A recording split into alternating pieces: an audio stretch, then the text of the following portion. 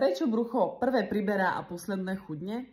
Pozrime sa na to z pohľadu tela. Čo nám tým chce naše telo povedať? Pravdepodobne to bude to, že si v bruchu chráni tukom životu dôležité orgány. Preto pokiaľ sa nestravuješ nutrične vyvážene, pokiaľ ochudobňuješ svoje telo o veľmi dôležité živiny, ako sú sacharidy, bielkoviny, vitamíny, minerálne látky, tak tvoje telo bude si chrániť svoje orgány tým, keby prišiel znova obdobie napríklad hladu. Preto je veľmi nevhodné, ako náhle začneš chudnúť, aby si prestala jesť, aby si mala príliš dlhé prestávky pri jedení medzi jednotlivými jedlami.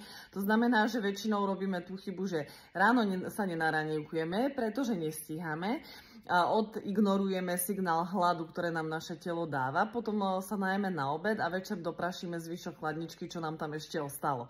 Čo ale týmto spôsobom nášmu telu vlastne hovoríme, tak je to práve to, že ho hladujeme, nemá žiadny režim, ono nevie, kedy dostane ďalšie jedlo a práve to môže byť jeden z dôvodov, prečo nechudneš okolo brucha.